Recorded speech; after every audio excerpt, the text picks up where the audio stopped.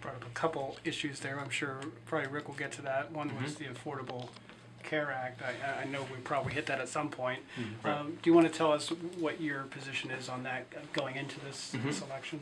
Well, I wouldn't have supported the Affordable Care Act in 2009. I think our country has two unsustainable health care entitlements as it is in both Medicare and in Medicaid. And before adding a new health care entitlement, I think we have to put on sure footing and sustainable footing the health care programs that we do have. But at this stage, 5 years after the law has passed, we have to acknowledge where it has worked in extending insurance to those who did not previously have it, in making important reforms of the insurance industry itself, such as not being able to discriminate against those with pre-existing conditions.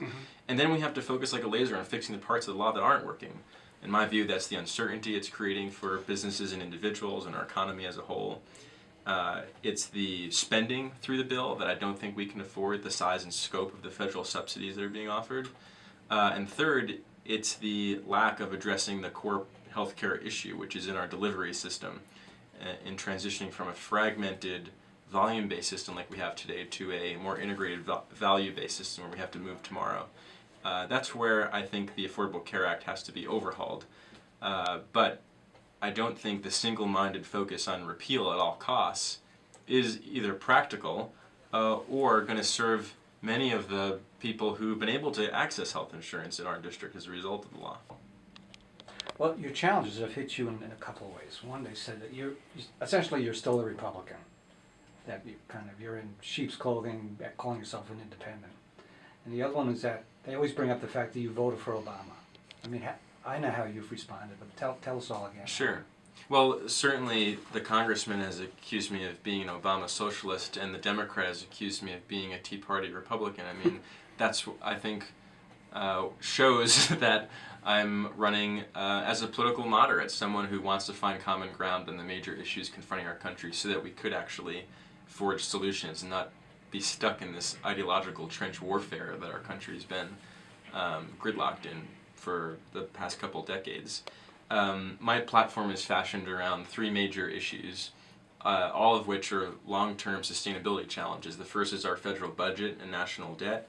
The second is our economy and being able to grow it in a way that benefits everyone. And the third is our environment and developing a sensible energy policy that can get us to a cleaner and more renewable-based energy economy.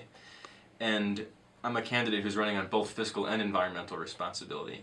And I think too often voters have to choose one party or the other depending on which policy they prioritize. And the platform that I've laid out chooses the best ideas from both sides to solve these problems. On the budget, for example, yes, we need to reduce spending and we need to restrain spending, especially in our major health and retirement programs that are set to explode as the baby boom generation retires over the next 20 years. But we also need to reform our tax code, and in a way that raises a bit more revenue, because we're not going to be able to keep our promises in the past or keep these programs sustainable on the same amount of funding that we have in the past. So the problem with politics today is sometimes both sides are right. Sometimes they both have good ideas, and I think we need a representative with a kind of independent judgment to identify them and sort of forge coalitions to get things done.